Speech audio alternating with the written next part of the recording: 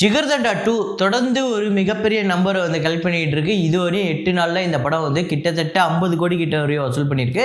So நேற்று 8வது நாள் எவ்வளோ வசூல், இதுவரையும் 8 நாள் எவ்வளோ வசூல் அப்படிங்கிறத இந்த வீடியோவில் ரொம்ப தெளிவாக பார்க்க போகிறோம். அதுக்கு அடுத்ததாக ஜப்பான் அந்த படம் என்ன நிலவரத்தில் இருக்குது அப்படிங்கிறத பார்ப்போம். நேற்று 8வது நாள் எவ்வளோ வசூல் அப்படிங்கிறத பார்ப்போம். அப்புறம் டைகர் 3 அந்த படம் வந்து தொடர்ந்து ஒரு பெரிய வசூல் எடுத்திருக்கு. 320 கோடி கிட்ட இந்த படம் வந்து வசூல் பண்ணியிருக்குங்க வெறும் 8 நாளில். ஸோ நேற்று 8வது நாள் இந்த படம் வந்து எவ்வளோ வசூல் பண்ணியிருக்கு, ஒவ்வொரு ஸ்டேட்லையும் இந்த படம் வந்து எவ்வளோ வசூல் பண்ணியிருக்கு அப்படிங்கிறத பார்ப்போம். அப்புறம் நேற்று சில படங்கள் ரிலீஸ் ஆகிருக்கு, அந்த படங்களோட வசூலையும் பார்க்க போகிறோம். இன்றைக்கி அது மட்டும் இல்லாமல் டைகர் 3 இப்போ பெரிய வசூல் எடுத்துகிட்டு இருக்குல்ல, அதோட முதல் பாகம் 2012ஆம் ஆண்டு வந்து ஒரு மிகப்பெரிய வசூல் எடுத்தது ஏக்தா டைகர். அந்த படத்தோட பட்ஜெட் என்ன, வசூல் என்ன, ஷேர் என்ன அப்படிங்கிறத இந்த வீடியோவில் தெளிவாக பார்ப்போம். ஸோ வீடியோக்குள்ளே போகிறதுக்கு முன்னாடி நம்ம சேனலில் நீங்கள் சப்ஸ்கிரைப் பண்ணல அப்படின்னா பண்ணிவிடுங்க, பக்கத்தில் இருக்க பெல் ஐக்கனோட ப்ரெஸ் பண்ணிவிடுங்க. வாங்க வீடியோக்குள்ளே போகலாம். கடைசியாக ஒரு வீடியோவில் நம்ம ஒரு ஃப்ரேம் ஒன்று வச்சுருந்தோம், அதை நிறைய பேர் கரெக்டாக கெஸ் பண்ணியிருந்தீங்க. அது என்ன ஃப்ரேம், என்ன படம் அப்படிங்கிறத பார்த்துட்டு வாங்க.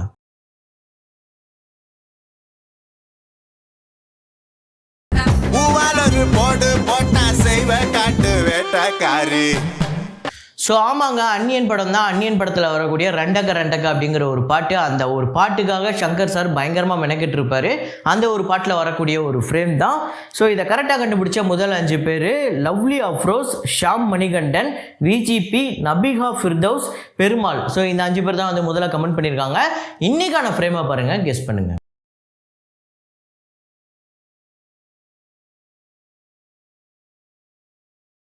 ஸோ 2 நாளாக வந்து வீடியோ போடல. நிறைய பேர் என்ன ப்ரோ இன்றைக்கி வீடியோ போடலன்னு கேட்டுக்கிட்டே இருந்தீங்க. ஸோ 2 நாள் வீடியோ போடாததுக்கு சாரி. ஸோ என்ன காரணம் அப்படின்னு பார்த்தீங்கன்னா, டெக்னிக்கலாக வீடியோ போட முடியாத ஒரு சூழ்நிலை. ஸோ கேமரா சின்ன ஃபால்ட் ஆகிடுச்சு, அதை சரி பண்ணுறதுக்கு வேறு ஒரு கேமராவை அரேஞ்ச் பண்ணுறதுக்கு ஒரு 2 நாள் டைம் எடுத்துக்கிட்டேன். ஸோ அதுக்காக சாரி. இப்போ நம்ம வந்து வசூலுக்குள்ளே போயிடலாம். ஹங்கர் கேம்ஸ் அந்த படத்தோட Day 1 கலெக்ஷன் நேற்று வந்து இந்த படம் வந்து உலகம் முழுக்க ரிலீஸ் ஆகிருக்கு. ஸோ இந்த படத்தோட இந்தியா கலெக்ஷன் 29 லட்சம், வேர்ல்டு வைடு $5.7 மில்லியன். இது வந்து 47 கோடியே 50 லட்சம். ஸோ இது வந்து ஒரு லோவஸ்ட் ஓப்பனிங் தான். இந்த படத்தோட பட்ஜெட் $100 மில்லியன். 12th ஃபெயில் அந்த படம் வந்து தொடர்ந்து வசூல் எடுத்துக்கிட்டே இருக்குது. ஸோ 22வது நாள் இந்த படம் இந்தியா முழுக்க 74 லட்சம், வேர்ல்டு வைடு 81 லட்சம் இந்த படம் வந்து வசூல் பண்ணியிருக்கு. இந்தியா முழுக்க இந்த படம் 33 கோடியே 28 லட்சமும், வேர்ல்டு வைடு 35 கோடியே 47 லட்சம் இந்த படம் வந்து வசூல் பண்ணியிருக்கு. அதுக்கடுத்ததாக நேற்று சில படங்கள் ரிலீஸ் ஆகிருக்கு. அதாவது தமிழில் வந்து செவ்வாய்க்கிழமை அப்படின்னு ஒரு படம் வந்திருக்குல்ல, இந்த படம் வந்து தெலுங்கில் மங்களவாரம் அப்படிங்கிற ஒரு தெலுங்கு படம். இந்த படம் தெலுங்கில் ஒரு பெரிய வசூல் எடுத்திருக்கு. முதல் நாள் வசூல் ஆந்திரா தெலுங்கானால 3 கோடியே 65 லட்சம், வேர்ல்டு வைடு 4 கோடியே 28 லட்சம் அந்த வசூல் பண்ணியிருக்கு. ஒரு பெரிய வசூல் முதல் நாள். இந்த படத்தோட பட்ஜெட் 15 கோடி. அதுக்கு அடுத்ததான் சப்தா சாகரடாச்சே எல்லோ சைடு பி. நான் டைட்டில் கரெக்டாக தான் சொல்லியிருக்கேன்னு நினைக்கிறேன். ஸோ கன்னட மூவி இது சைடு ஏ அப்படின்னு சொல்லிட்டு கன்னட மொழியில் மட்டும் வந்து ஒரு பெரிய ஹிட்டான ஒரு படம். இது சைடு பி அப்படின்னு சொல்லிட்டு இப்போ வந்திருக்கு இதோட செகண்ட் பார்ட். இது வந்து இப்போ எல்லா லாங்குவேஜிலுமே ரிலீஸ் ஆகிருக்கு. முக்கியமாக தமிழில் இந்த படம் 7 கடல் தாண்டி அப்படிங்கிற டைட்டில் ரிலீஸ் ஆகிருக்கு.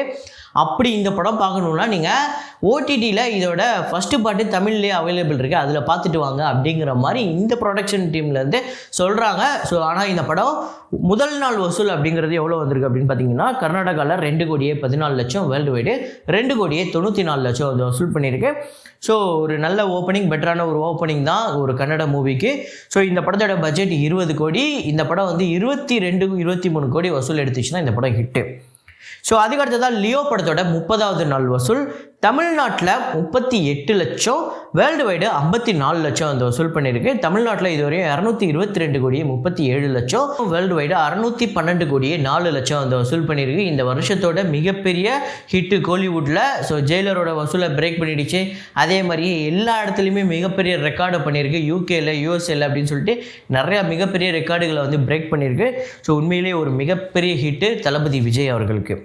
அப்புறம் ரெய்டு அந்த படத்தோட Day 8 கலெக்ஷன் தமிழ்நாட்டில் 3 லட்சம், வேர்ல்டு வைடு 4 லட்சம் இந்த படம் வந்து வசூல் பண்ணியிருக்கு.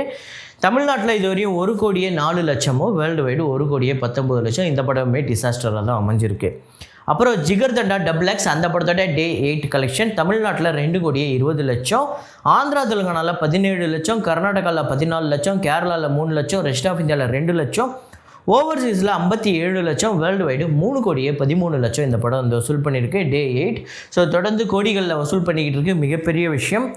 அப்புறம் தமிழ்நாட்டில் இதுவரையும் 35 கோடியே 59 லட்சம், ஆந்திரா தெலுங்கானாவில் 4 கோடியே 40 லட்சம், கர்நாடகாவில் 2,75,00,000, கேரளாவில் 62,00,000, ரெஸ்ட் ஆஃப் இந்தியாவில் 50,00,000, ஓவர்சீஸில் 5,80,00,000, வேர்ல்டு வைடு 49,66,00,000 வந்து வசூல் பண்ணியிருக்கு. ஸோ கிட்டத்தட்ட 50 கோடி கிட்டே இந்த படம் வந்து 8 நாளில் வந்து வசூல் பண்ணியிருக்கு, மிகப்பெரிய வசூல். ஸோ அதே மாதிரியே இந்த படம் இன்னும் ஒரு 15 கோடி 16 கோடி கிட்டே வசூல் பண்ணாலே போதும், இந்த படம் ஒரு வெற்றி படமாக அமைய போகுது. ஸோ அது பாசிபிளாக இல்லையா அப்படிங்கிறத கமெண்ட்டில் போடுங்க. அதுக்கு அடுத்ததாக ஜப்பான் Day 8 தமிழ்நாட்டில் 31 லட்சம், வேர்ல்டு வைடு 61 லட்சம். தமிழ்நாட்டில் இதுவரையும் 12 கோடியே 13 லட்சமும், வேர்ல்டு வைடு 25 கோடியே 80 லட்சம். இந்த படத்தோட பட்ஜெட் 75 கோடி. ஸோ ஒரு மிகப்பெரிய ரேட்டுக்கு வந்து போயிருக்கு. 40 கோடிக்கு மேலே இந்த படம் தியேட்டர்கள் ரைட்ஸ் போயிருக்கு. ஆனால் ஷேர் இதுவரையுமே 13 கோடி தான் வந்திருக்கு. ஸோ ஒரு மோசமான டிசாஸ்டர் அப்படிங்கிறது தான் உண்மை. ஸோ அதுக்கு அடுத்ததாக டைகர் 3 அந்த படத்தோட Day 6 கலெக்ஷன் தமிழ்நாட்டில் 31 லட்சம், ஆந்திரா தெலுங்கானாவில் 79 லட்சம், கர்நாடகாவில் 81 லட்சம், கேரளாவில் 12 லட்சம், ரெஸ்ட் ஆஃப் இந்தியாவில் 14 கோடியே 38 லட்சம், ஓவர்சீஸில் 4 கோடியே 62 லட்சம், வேர்ல்டு வைடு 21 கோடியே 3 லட்சம் வந்து வசூல் பண்ணியிருக்கு. Day 6 ஸோ ஒரு பெரிய வசூல் தான். ஆக்சுவலாக இந்த படத்தை பொறுத்த வரையும் இந்த வியாழக்கிழமை புதன்கிழமெல்லாம் ரிலீஸ் பண்ணுறாங்களா, அந்த மாதிரி ரிலீஸ் பண்ணவே இல்லை. கரெக்டாக அந்த தீபாவளி நாள், அது ஞாயிற்றுக்கிழமையாக இருந்தாலும் பரவாயில்ல, சனிக்கிழமை வெள்ளிக்கிழமை ஒரு மிகப்பெரிய வியாபாரம் இருந்திருக்கும் முன்னாடியே ரிலீஸ் பண்ணியிருந்தா. ஆனால் இவங்க கரெக்டாக அந்த 12ஆம் தேதி தான் ரிலீஸ் பண்ணியிருந்தாங்க. அதுவே ஒரு மிகப்பெரிய விஷயம் இந்த படத்துக்கு. அதையும் தாண்டி வீக் டேஸில் இந்த படம் 20 கோடிக்கு மேலே வசூல் பண்ணிகிட்டு இருக்குங்கிறது பெரிய விஷயம்.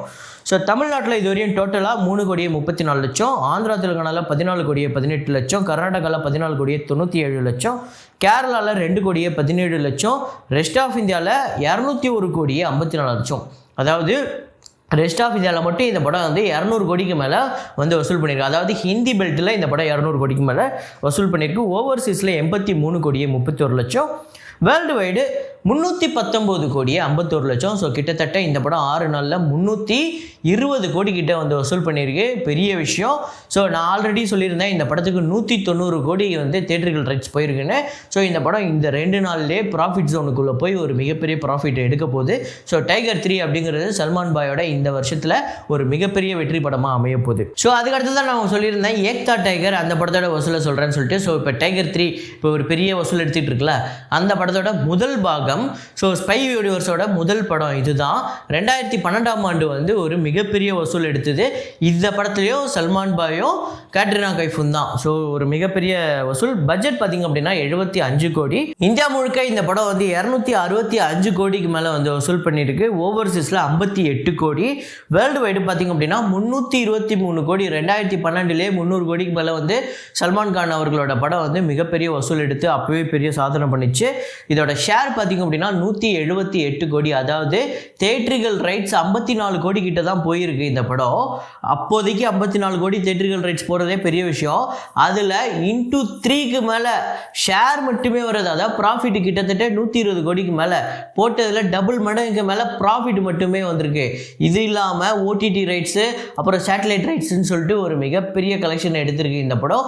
இப்போ எப்படி டைகர் 3 ஒரு மிகப்பெரிய வசூல் எடுத்துக்கிட்டு இருக்கோ, மிகப்பெரிய வசூல் எடுக்க போகுதோ, அதே மாதிரியே ஏக்தா டைகர் ஒரு மிகப்பெரிய வசூல் எடுத்த படம்.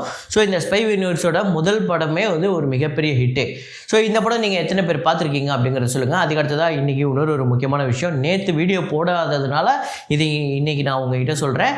நேற்றோட நம்ம சேனல் வந்து 2 வருஷம் வந்து கடந்திருக்கு. 2021 நவம்பர் 17ஆம் தேதி தான் நான் வந்து சேனலை ஆரம்பிச்சிருந்தேன், இந்த ப்ளூ தக்காளி சேனல். அதுக்கு முன்னாடி நம்ம வேறு சேனல் இருந்தது, வேறு ஒரு காரணத்துக்காக அது போயிருந்தது. இப்போது இன்றைக்கி நம்ம 3வது வருஷத்தில் அடி எடுத்து வைக்கிறோம். ஸோ இந்த வருஷம் எனக்கு நீங்கள் எல்லாருமே இன்னும் இதுக்கு முன்னாடி சப்போர்ட் பண்ணதோட இன்னும் அதிகமாக சப்போர்ட் பண்ணுவீங்க, சப்போர்ட் பண்ண போகிறீங்க அப்படிங்கிறது எனக்கு தெரியும். ஏன்னா நான் வீடியோ போடலனாலே ஏன் ப்ரோ வீடியோ போடல அப்படின்னு சொல்லிட்டு என்கிட்ட உரிமையாக வந்து என்கிட்ட சண்டை போடுற ஆட்களும் இருக்கீங்க. ஏன் வீடியோ போடல, உங்கள் வீடியோக்காக நான் வெயிட் பண்ணுறேன்னு சொல்லிட்டு நம்ம சேனலை தொடர்ந்து சப்போர்ட் பண்ணுற ஆட்கள் எல்லாருக்குமே ரொம்ப நன்றி. ஸோ இத்தனை நாளாக எந்த அளவுக்கு சப்போர்ட் பண்ணீங்களோ அதோட இன்னும் அதிகமாக உங்களோட சப்போர்ட் தேவைப்படுது. அது மட்டும் இல்லாமல் இன்னும் கண்டென்ட்டு நம்ம தொடர்ந்து நிறையா விஷயங்கள் பண்ண போகிறோம். ஸோ இது எல்லாத்துக்குமே தொடர்ந்து சப்போர்ட் பண்ணுறவங்களுக்கும் இனிமேல் சப்போர்ட் பண்ண போகிறவங்களுக்கும் ரொம்ப நன்றி. ஸோ இதே மாதிரி ஒரு வீடியோவில் மீண்டும் நான் உங்களை சந்திக்கிறேன். Signing off Rahman.